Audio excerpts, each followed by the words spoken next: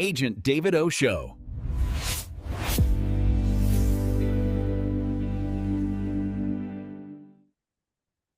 What's up, guys? Welcome to the show. I'm David O, and I'm so glad you're here. Today's episode, we're talking about leads. It's all about the leads. If your business isn't growing, it's not because the market is slow, it's because your conversations are.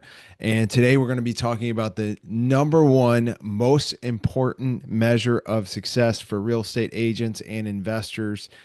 It's not gross commissions. It's not awards. It's not closings. It's leads, guys. It's that simple. Real conversations with real people who want to buy, sell, or invest. Here's the simple truth, guys. Every deal that we do, every time we get paid, either from a flip, a wholesale, or a commission, always starts. Every relationship we have with a client always starts with a lead. Somebody that has raised their hand and said, "Hey, I might be interested in buying, selling, or investing." Okay, so we can't close a deal that never starts with a lead. Every lead is a spark, and our job as agents and investor is to fan that spark into a flame and create a business opportunity, right?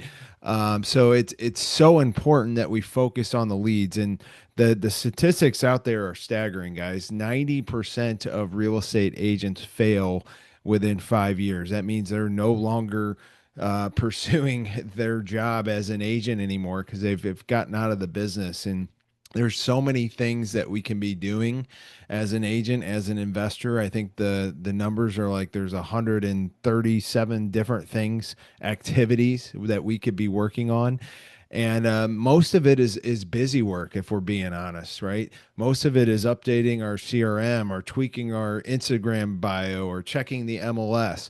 All of these things that are not directly correlated to us growing our business and doing more deals. The most important thing that we could be doing is generating leads and following up with those leads, right? Having conversations that turn into business opportunities. That's so important. And today's world, things are changing a lot. A lot of what was taught to the real estate industry in the past is, hey, talk to your sphere of influence, talk to your friends and your family. I remember when I was at Keller Williams that they asked me this question, like, hey, if you were going to get married again and you had a big wedding, how many people would you have on that list? Think about your friends and your family and your coworkers and all your acquaintances. And, I said that's about, 300 people or something like that. And they said, okay, those are the 300 people that I want you to reach out to every day. Call 10 people at 10 a.m. In your sphere of influence and try to find out who's looking to move that year, who's looking to buy or sell, right? And that process, killed me. I'm not somebody that wants to go call all my friends and family and bother them and let them know that I'm a real estate agent and yada yada yada, right? What we found is way more successful in this day and age is capturing a lead, capturing somebody that has raised their hand and has said, "I'm thinking about buying, I'm thinking about selling, I'm thinking about investing in real estate."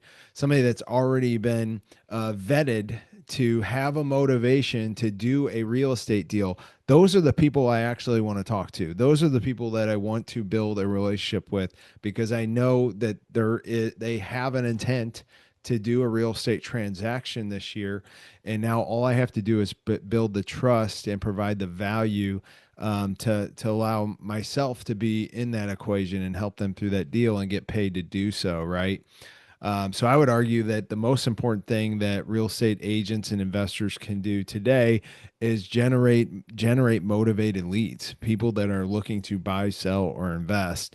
And we do a lot of our lead gen on social media these days. Most agents I think are tied in with either a marketing company that's doing that for them, or they're buying Zillow leads or Realtor.com leads. those leads can be very, very expensive. If you're paying a marketing company, a lot of times they're going to command thousands of dollars a month. If you're doing the Zillow leads, they want 30, 35, sometimes 40% of your commission when you close a deal. That is a really expensive lead to go after, right? What we found in our business at Cashflow Nation is that we can generate leads extremely effective for you at an extremely low cost. In fact, the lead campaign that I just ran, we were getting leads for investment buyers at $1.38 a lead, which is unheard of. We spent years developing the ads and the call to actions to be able to get that done. And that has been a game changer for our agents. If you're interested in wanting to find out more about that, go to joincashflownation.com. Would love to have a conversation with you and kind of talk you through how we can help you generate leads at not the expense of a Zillow or realtor.com or a marketing agency that commands thousands of dollars to do that for you. We have a really, really good program that allows us to do that. But here's the deal. Like, we got to be talking to people that are motivated to buy, sell, or invest. And most of the agents, the reason why you're not doing this, the reason why people don't want to do lead generation is number one, fear of rejection, right? Nobody wants to be rejected. Nobody wants to make that call to somebody and get rejected and say, hey, you're wasting my time. Take me off your list. Or maybe the system, the CRM and everything that you've implemented is just, it becomes overcomplicated. You've got Zapier that moves stuff around and MailChimp, and you have all these different texting and email programs. It can be overcomplicated, and that's why a lot of agents aren't doing it. Or they're focusing on branding. They're so worried about branding themselves that they're not doing the most important thing, which is just connecting with other people on a one-on-one basis, right? And then lastly, agents are getting caught up in the admin or creating content for social media, stuff like that. Too many agents and investors are polishing their car instead of putting gas in the tank, which is literally the leads, and connecting with the leads is gassing up your tank so that your car can go far, right? Um, so there's all these things that we're doing, and one of the things that I teach my agents after many, many years, 12, 13 years here as a broker and an agent, I've worked with tons of agents, and I know the number one thing that makes people successful and versus unsuccessful is talking to leads on a weekly basis. You've got to be talking to leads. You've got to be developing relationships, and the way we do things are a little bit different. And instead of the typical scripts that most marketing companies have you do, or most real estate brokerages have you do, of trying to find somebody that wants to use you as an agent, we throw all that stuff out the window, and our scripts all focus on how do we add value to this person right away. From the first phone call that I'm having with a new lead, first time I'm talking to them, no, they are not, newsflash here. No, they're not going to sign a contract with you to invest hundreds of thousands of dollars in real estate. They don't know you and they don't trust you, and they're not sure if they like you yet, right? This is the first conversation that you're having with someone. So you have to get over this idea that the first part, when they pick up the phone, you're going to be able to convert somebody into business. You have to look further down the road here. We've got to lay some groundwork for them to know, like, and trust you before they actually do business with you. And so what we focus on is how do we add a ton of value to somebody up front? How can we add value to them right now, where they're at, what they're needing? And I'll give you a couple examples. For one, if I'm working with, let's say I get a buyer lead. This person's looking to buy a primary home to live in, right? On that first phone call, I can find out two things. I can find out what is their time frame for buying a house. When are you looking to move? And based on their time frame, if they say, "Hey, I'm looking right now. My lease ends at the end of this month," what that's going to trigger to me is, "Hey, I got to be on this person I got to be following up with this person right away, probably every other day or every week. I've got to be following up and making sure that we're on track to helping them find that next property before, their timetable is up here. Now, if somebody says, "Hey, I'm just looking maybe in a year or two down the road," okay, that's a trigger for me to say, okay, I can follow up at a further out point in time, right? I don't have to be on them every day or every week. I can set my reminders to say, hey, check in with this person in a couple of months, see where they're at, see if they're still looking a couple years out. So that's a really important question, is to find out what their time frame is. And then number two, I want to find out what their buying criteria is. This is really important. So the more descriptive I can get from them on what their buying criteria is. Do they want 3 bedrooms? Do they want 4 bedrooms? Are they okay with 2 bedrooms? What kind of size house are they looking for? What areas, what locations are they looking to be in? Are they wanting to be in a certain school district? What is their budget? What's their price point? If they don't know their price point, connect them with one of your preferred lenders so they can get a pre-approval and understand what they can afford, right? Those things are going to help define the buying criteria. And then as soon as I'm done with this call, what I'm going to do is set up a search for them. I'm going to take a few minutes here and I'm going to set up a search on the MLS that specifically sends them any property that comes to the market that meets their buying criteria. And I'm going to copy myself on it so that I remember that I've set this search up and I can reach out to them on my own if I see a house that looks really interesting and that may fit their criteria, right? So that when I take a few minutes to do that, that's going to add a lot of value to that buyer client. You're immediately starting to send them properties, and you in the MLS, I can set up an auto email search. So this is doing all the work for me. As soon as the property comes out, it's sending an email, and I have all my branding and my contact information on the bottom of this email that I set up, right? So they're constantly seeing me deliver properties to their inbox. And so it's doing those touch points for me without me having to pick up the phone and do things like that. Now, when I do see a property that looks interesting, I do want to manually reach out with an email, a text, or a phone call and say, hey, did you see 123 Main Street? That looked really interesting. I think it could be a good place for you to move with your family, right? It gives me an excuse to follow up and see where they're going.